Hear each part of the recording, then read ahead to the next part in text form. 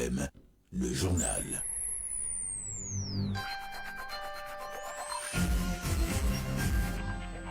Mardi 18 novembre 2025, 9h50 à Niamey, 10h50 à Niamey, 9h50 à Universel. Mesdames et messieurs, bonjour et bienvenue sur les ondes de la radio Savoir FM, émettant sur le 95.8 MHz et sur notre page Facebook Savoir FM 95.8 pour ce journal d'information présenté par Souleymane Amadou.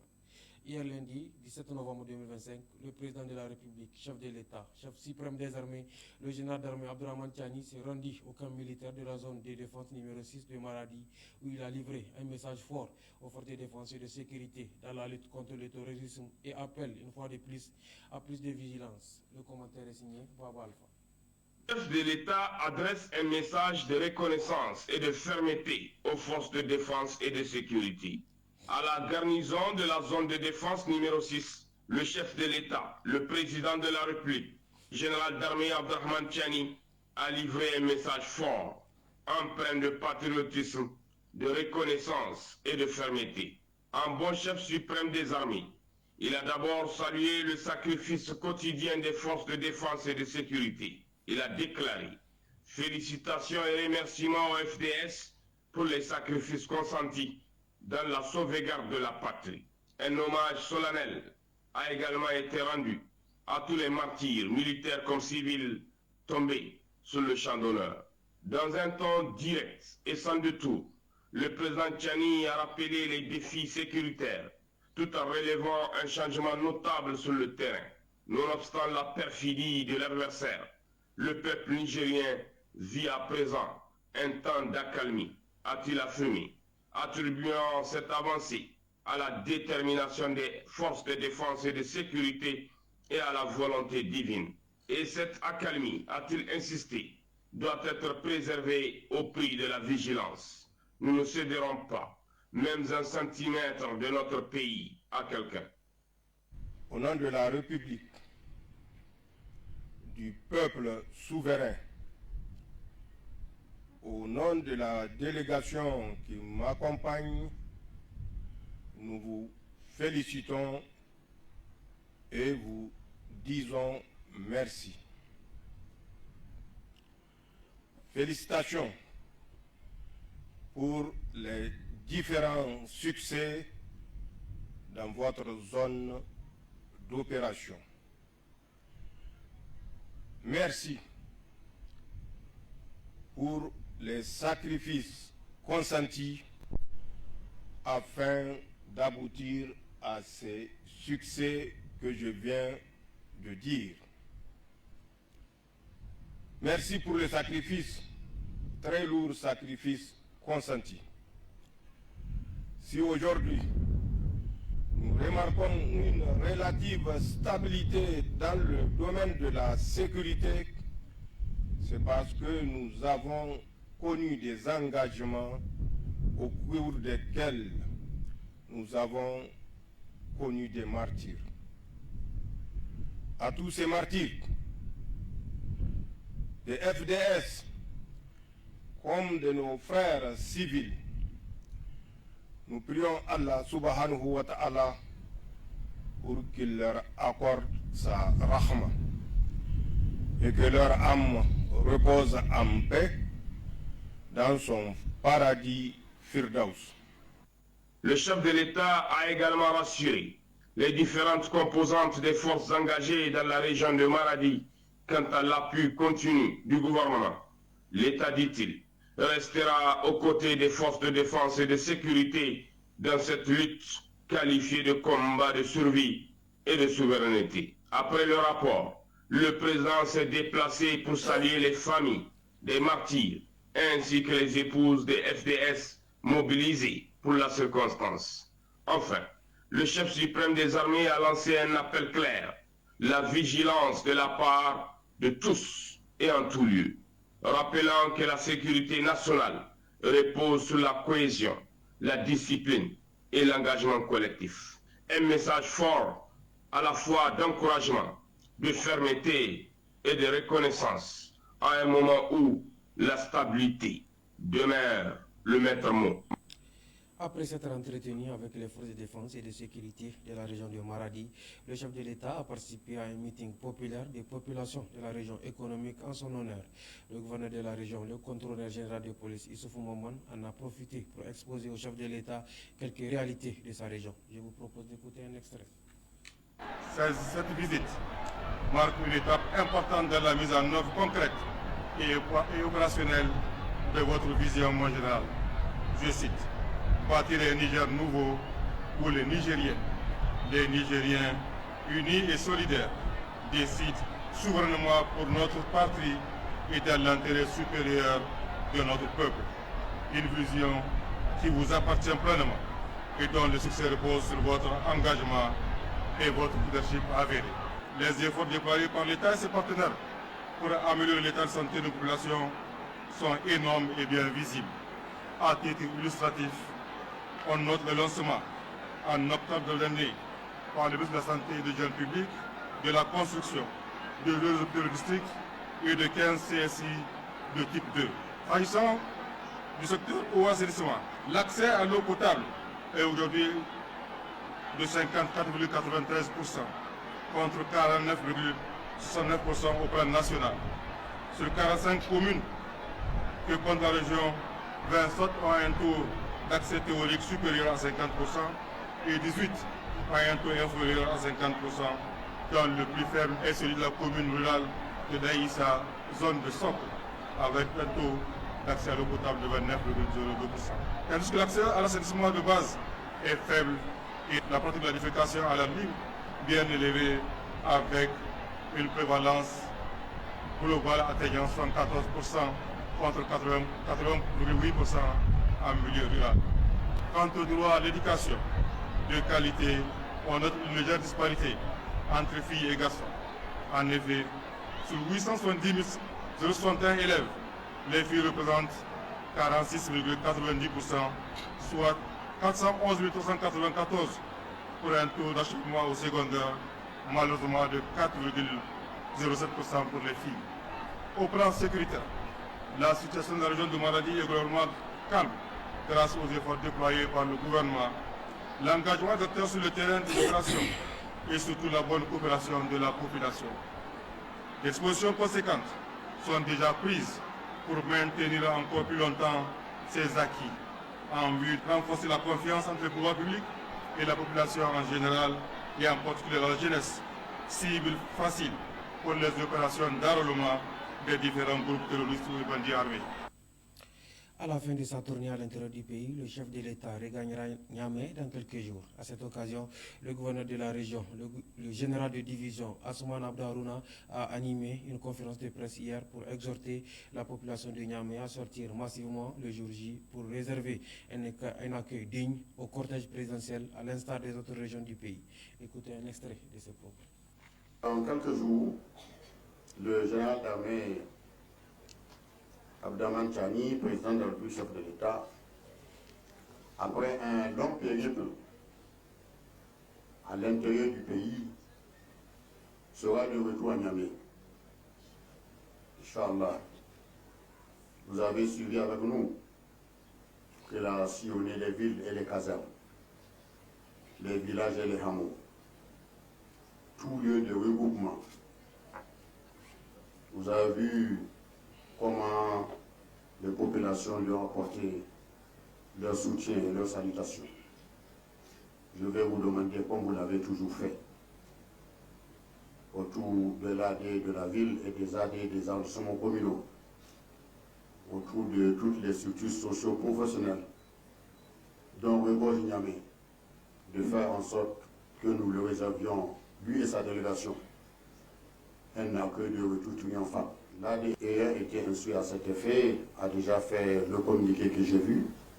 Je vais demander à chacun et à chacune de s'investir à l'image des autres régions pour prouver notre adhésion aux idéaux de la refondation et aux idéaux de notre confédération. Niamey a été à l'avant-garde de la lutte pour la refondation.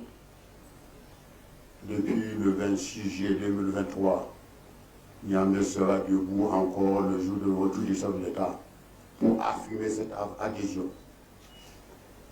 On compte sur tout un chacun. Il faudrait que nous nous amassions autour de nos artères principales et des rocades pour prouver que Niamey, comme on le dit toujours, c'est Niamey Doro Banté Zapat. Din don don nangu foni ka Niamey din don don andi.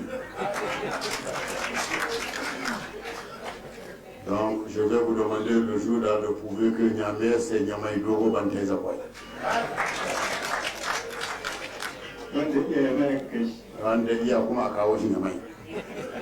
Mais c'est une juste façon de parler.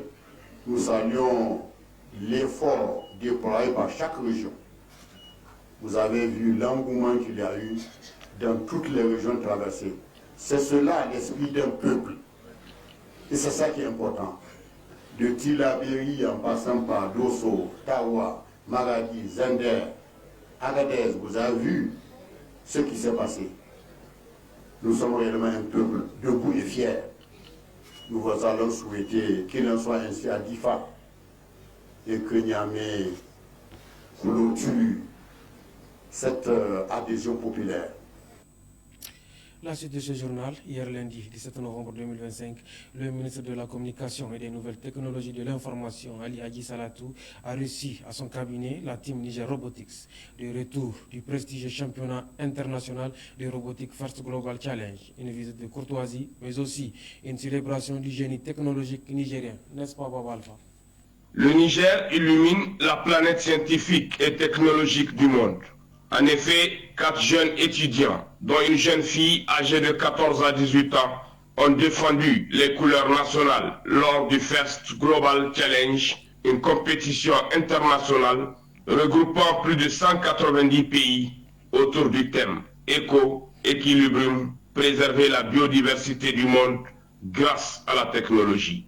Au-delà de leur participation, ces jeunes talents ont honoré le pays en décrochant 2 distinctions majeures, le Social Media Challenge Award et surtout le Best Mentor Award attribué à M. Daouda Hamadou, mentor de l'équipe et directeur général de Novatech. 2 prix qui témoignent à la fois du sérieux, de l'encadrement et de la créativité des participants. C'est pour présenter ces trophées et rendre compte de leur mission que la team Niger Robotique est allé à la rencontre du ministre de la Communication et des Nouvelles Technologies, M. Hadji Ali Salatou. L'occasion pour le membre du gouvernement de réaffirmer l'engagement ferme des plus hautes autorités, notamment le président de la République et le Premier ministre, ministre de l'économie et des finances, accompagner toutes les initiatives qui placent le Niger au rang des nations progressistes et qui impliquent la jeunesse. Dans sa déclaration, le ministre a insisté sur l'importance de mettre en lumière les ressources humaines du pays, soulignant qu'un peu d'accompagnement et un peu plus d'attention suffisent pour révéler le génie créatif des jeunes Nigériens et les amener à un niveau opérationnel.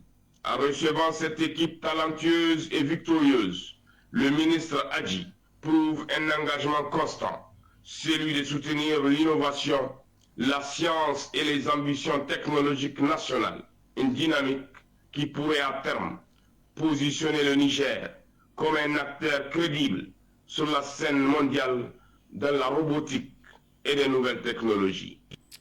Il vous souviendra qu'il y a quelques jours de cela, le ministère de l'Intérieur, de la Sécurité publique et de l'administration du territoire, à travers ses plateformes, a publié un décret signé par le ministre de l'Intérieur, le général de division Mohamed Toumba, portant suspension de certains ONG et projets qui ne sont pas conformes aux nouvelles règles imposées. Une décision qui vient s'ajouter à la longue liste des projets ONG suspendus dans notre pays depuis le 26 juillet 2023. Issoufou Kado Magaji, consultant indépendant en finances publiques et analyse sociopolitique, nous expose quelques voies des faits pour contrôler les ONG et projets au détriment de la suspension. Écoutez.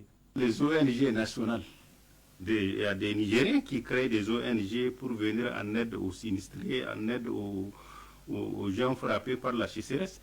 Bon, c'est des Nigériens qui les pilotent, c'est facile de contrôler. Et puis même les ONG extérieures, là, on peut les contrôler sans les suspendre. Il suffit d'imposer que le personnel recruté sur place soit des Nigériens. Par exemple, les secrétaires, les chauffeurs, tout ça, c'est des Nigériens. Quand c'est des Nigériens qui travaillent avec eux, partout où ils vont, c'est comme l'œil de l'État. Dans les pays arabes, là, dans certains pays là où les ONG travaillent, par exemple, la Croix-Rouge n'est pas présente dans certains pays arabes, c'est le Croissant Rouge. Et ce Croissant Rouge-là, ces pays imposent de recruter une catégorie de personnel du Niger, du pays hôte. Maintenant, en recrutant une catégorie de pays hôtes, on peut surveiller leurs activités. Mais en les suspendant, c'est comme si on crée des problèmes avec les institutions internationales des Nations Unies, puisqu'il y a ces ONG internationales qui sont au nombre de 332, selon les chiffres du ministère de l'Intérieur. Je ne sais pas si c'est actualisé. En tout cas, les chiffres que moi je dispose, c'était 332 ONG internationales. Et ces ONG internationales travaillent avec les institutions des Nations Unies.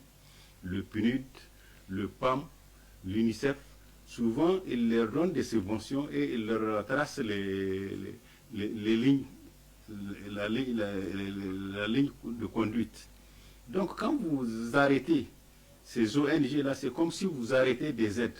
Or, le pays, récemment, a été victime des inondations. C'était des milliards qu'il faut faire face. S'il n'y a pas des ONG qui interviennent, ça va avoir un impact sur l'économie du pays.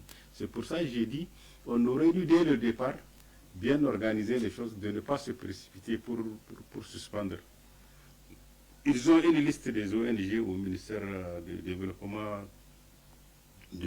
communautaire. Le recensement a commencé en 2022, je crois. Et on exigeait de ces ONG de poser leur statut et règlement intérieur, de déposer leur rapport d'activité. Maintenant, tous ceux qui n'ont pas déposé, ils savent qu'ils ne peuvent plus être en activité. Donc maintenant, on a repris, je crois, la procédure. Je ne sais pas s'il y a de nouveaux textes qui ont été élaborés. En tout cas, je n'ai pas vu de nouveaux textes qui ont été diffusés. Tout ce que je sais des ONG, quand ils viennent dans un pays, ils déposent une demande d'accréditation. Et cette demande d'accréditation, c'est le ministère qui s'en charge de. Dans les années 2022, c'était le ministère du développement communautaire.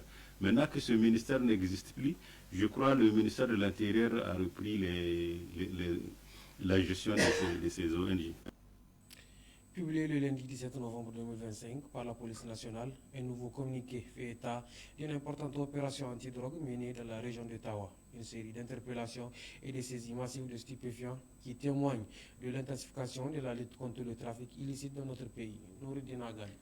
La police nationale a rendu public ce lundi 17 novembre 2025 un communiqué relatant une vaste opération de répression menée par l'antenne régionale de l'Office central de répression du trafic illicite de stupéfiants de Tawa. Une opération qui, une fois de plus, met en lumière l'ampleur du trafic de psychotropes et de cannabis dans cette zone stratégique proche de la frontière nigériane.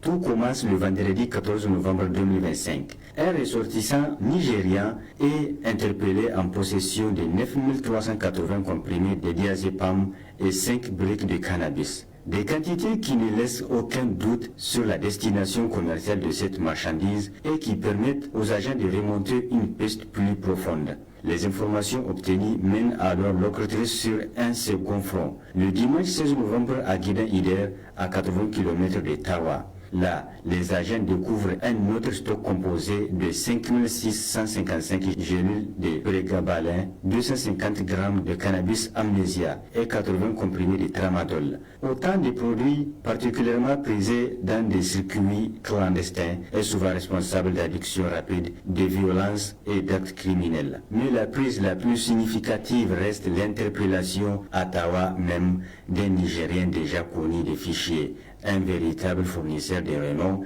décrit comme un maillon essentiel de l'importation des drogues depuis le Nigeria. Ce dernier, selon la police, serait impliqué dans plusieurs opérations d'envergure coordonnant l'acheminement des substances à partir de conducteurs de gros porteurs nigérians, puis la redistribution locale via des motos. Une de ces motos, une Haoujou utilisée pour les transferts, a également été saisie. Au-delà des arrestations, c'est tout un mode opératoire qui a été mis à nu. des passeurs transfrontalières, des relais locaux, une logistique bien rodée et des villages environnants transformés en points de distribution. Une illustration claire du caractère structuré et transnational du trafic dans la région. Face à ces révélations, l'octrice de Tawa appelle la population à une vigilance accrue et à une collaboration étroite avec les forces de sécurité, car c'est bien là que se joue la suite. Sans l'appui des citoyens, difficile de briser durablement l'emprise de ces réseaux qui exploitent les routes, les frontières et parfois la vulnérabilité sociale. Dans la région de Tawa comme ailleurs,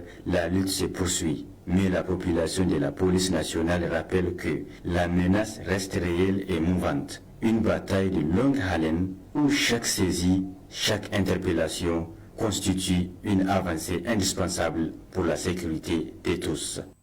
Pour la sécurité de tous, et oui.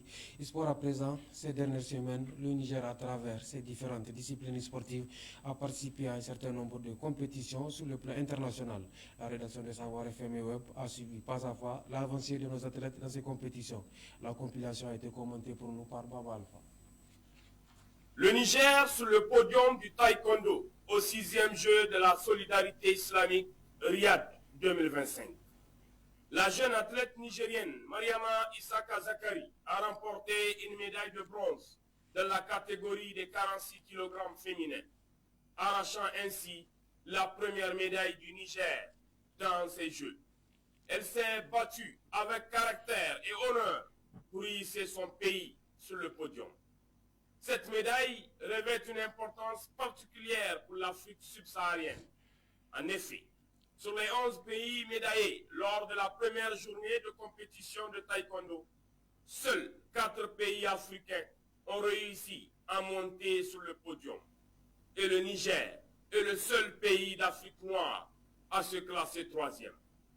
Grâce à la détermination et à la compétitivité exemplaire de Mariama Issaka Zakari, le Niger honore ainsi tout un continent au-delà de sa fière patrie. Cette performance est une preuve éloquente que les talents sportifs nigériens sont capables de briller sur la scène mondiale malgré les défis. La médaille de Mariama est une source de motivation et d'espoir pour toutes les autres disciplines et les athlètes présents à Riyad pour ces Jeux qui réunissent 57 pays du monde. Les autres athlètes nigériens, notamment ceux de judo, de karaté et de natation, n'ont pas eu la chance de briller à l'image de Mariama. Il faut préciser que les résultats observés pour ces sportifs nigériens ne sont pas le reflet d'un manque de potentiel, mais bien au contraire. Ils résultent clairement d'un manque de préparation structurée, de planification anticipée et de conditions optimales d'entraînement. Il est important de comprendre que pour gagner et réaliser des performances sportives à ce niveau de compétition, il faut absolument un encadrement stable, une préparation dans des centres spécialisés et adaptés, ainsi qu'une confirmation de participation à temps. Les hésitations, les doutes et autres appréhensions sur l'engagement de nos athlètes dans des compétitions de ce genre n'arrange nullement notre sport qui mérite plus d'égards et d'attention. La refondation nationale en cours dans notre pays doit immanquablement se faire avec une diplomatie sportive déjà solide, notamment avec des Nigériens qui sont au sommet des instances continentales et mondiales. À titre d'exemple, alors que nos athlètes sont à Riyad, le président du comité olympique et sportif nigérien COSNI, Ide Issaka, président de la Confédération africaine de taekwondo et vice-président de la World Taekwondo, est à Malabo, en Guinée équatoriale, où se déroule le championnat mondial de taekwondo féminin. Cet événement dont l'ouverture a été présidée par le président de la République équato-guinéenne, Teodoro Obiang Nguema Mbasogo, en présence de toute la crème du pouvoir, dont le vice-président, le premier ministre et la première dame. Toutes choses qui témoignent de la présence et de l'influence de notre compatriote Ide Issaka sur la scène internationale. La présence de notre compatriote à ce rendez-vous est la preuve irréfutable que notre patrie peut se faire respecter partout, à condition que l'on accorde l'intérêt approprié à nos dirigeants sportifs, à nos disciplines sportives et à nos athlètes. Il n'y a pas de meilleur ambassadeur que le sport pour un pays qui s'est engagé dans une transformation sociale, culturelle et politique. Il faut dès lors rehausser la volonté politique pour miser sur le sport nigérien, capable sans nul doute de faire rayonner l'image de marque de la nation sur la scène internationale. Et oui, Baba Alpha, il n'y a pas de meilleur ambassadeur pour un pays que le sport. Tour d'horizon à présent pour clore ce journal. Nous sommes le mardi 18 novembre 2025 et l'actualité internationale est dominée par une alerte sanitaire en Afrique avec l'apparition du virus Marburg en Éthiopie, alors que des avancées diplomatiques se dessinent en République démocratique du Congo. En Europe, un sabotage ferroviaire d'une ampleur inédite secoue la Pologne, tandis qu'au Moyen-Orient, le débat s'enflamme autour de la future gouvernance de Gaza après le rejet par le Hamas d'une tutelle étrangère. Tour d'horizon, c'est avec Noureddin Agali. Épidémie de virus Marburg en Éthiopie et avancée diplomatique en RDC. L'actualité africaine est dominée par une double information. D'abord en Éthiopie, où les autorités sanitaires ont confirmé une épidémie de virus Marburg dans la région du Sud. Une maladie rare mais extrêmement dangereuse, dont le taux de létalité peut atteindre 80%. Les équipes de santé d'urgence ont été déployées, alors que la population déjà éprouvée par les crises successives fait face à un nouveau défi sanitaire majeur. Dans le même temps, en République démocratique du Congo, un espoir de stabilité se dessine. Le gouvernement et les rebelles du M23 ont signé au Qatar un cadre de paix sous le parrainage de l'Union africaine et des États-Unis. Un accord fragile, certes, mais porteur d'une lueur d'apaisement dans l'un des conflits les plus meurtriers de la région des Grands Lacs. Entre urgence sanitaire et quête de stabilité, le continent fait face à deux fronts opposés, la lutte contre un virus mortel et la recherche d'une paix durable. Sabotage ferroviaire en Pologne, la piste d'un acte étranger. En Europe, la tension monte après deux explosions visant une voie ferrée stratégique en Pologne. Une ligne essentielle utilisée notamment pour l'acheminement d'aide vers l'Ukraine. Les autorités polonaises parlent d'un sabotage sans précédent, évoquant la possibilité d'une implication d'un service d'État étranger. Dans un contexte de guerre hybride de plus en plus marqué, l'incident met en lumière la vulnérabilité des infrastructures européennes. Ce sabotage illustre une nouvelle dimension des tensions géopolitiques actuelles où les lignes ferroviaires deviennent des cibles aussi sensibles que les champs de bataille. Gaza, le Hamas rejette la tutelle étrangère. Au Moyen-Orient, le débat se cristallise autour de l'avenir de Gaza, alors que le Conseil de sécurité de l'ONU s'apprête à voter une résolution américaine visant la mise en place d'une force internationale. Le Hamas s'y oppose catégoriquement. Le mouvement dénonce ce qu'il qualifie de tutelle étrangère, arguant qu'une telle présence ne ferait que remplacer une occupation par une autre. Le vote du Conseil s'annonce déterminant tant pour la stabilité régionale que pour l'avenir de la gouvernance à Gaza. Derrière ces refus, se lit la crainte d'un changement d'équilibre politique dans une région déjà fragile. Merci Noureddin pour ce tour d'horizon. Et voilà, auditeurs et auditrices, ainsi se referme ce journal d'information. Merci de nous avoir suivis. Les informations continuent sur nos différentes plateformes médiatiques. Savoir FM et Web, la passion de faire savoir. Au revoir. Savoir FM, le journal.